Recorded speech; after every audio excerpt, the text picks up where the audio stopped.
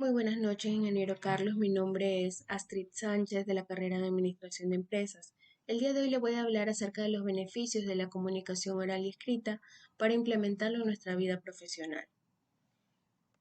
Dentro de nuestra introducción, por ejemplo, podemos ver cuán importante es. ¿Por qué? Porque nos ayuda a un mejor logro de los objetivos propuestos dentro de las organizaciones, a transmitir mensajes claros y concisos que van sujetos a la misión y objetivos, siendo esta una herramienta muy importante dentro del campo competitivo como es el actual.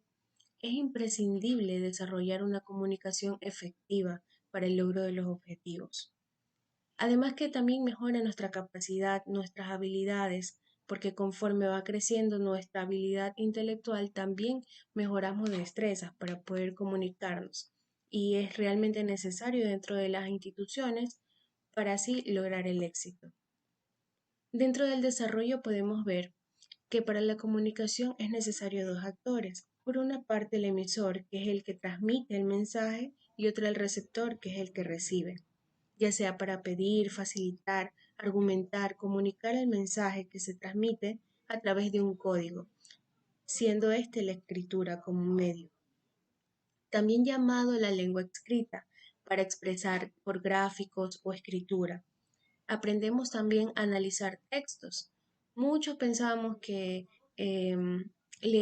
solamente la comunicación es leer bien, pero en realidad lo relevante es que tengamos una lectura comprensiva, entendiendo que hay niveles de comprensión, como por ejemplo los niveles de comprensión literal.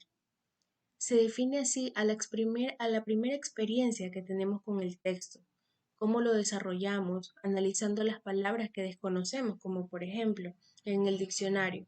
De esta manera nosotros podemos identificar todos los escenarios posibles en tiempo y espacio, comprendiendo así palabras nuevas. El nivel de comprensión inferencial. Llegamos a deducciones a este punto, a la secuencia de cómo se van efectuando los sucesos. Aproximándonos a los resultados, empezamos a descubrir el mensaje, las moralejas y la idea primaria. El nivel de comprensión crítica. En esta etapa, el lector ya tiene una capacidad de juicio, una capacidad eh, de emitir juicio sobre lo que lee, sosteniendo, por ejemplo, ideas, conceptos en base a su experiencia, emitiendo criterios lógicos, llegando a una inclusión, incluso puede llegar a un debate, puede alcanzar también habilidades, eh, puede juzgar el contenido de un texto, emitir juicios en cuanto, por ejemplo, a la actuación de un personaje, descubre el mensaje implícito desde su criterio personal. Los tipos de intención de texto.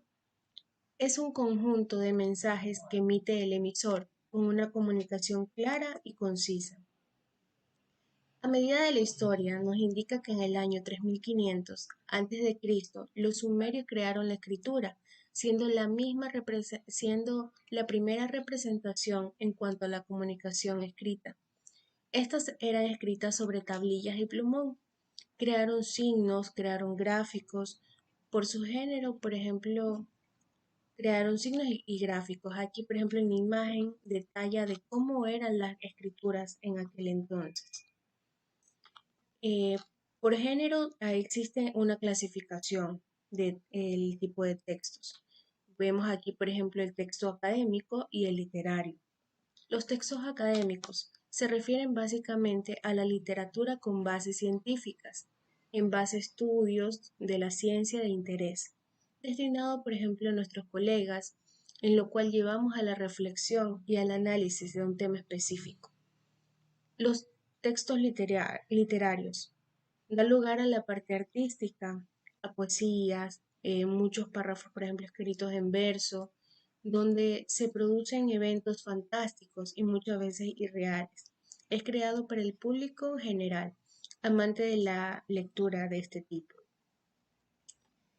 He llegado a la conclusión que el propósito básicamente es socializar aspectos esenciales, conforme a la escritura de textos científicos y académicos.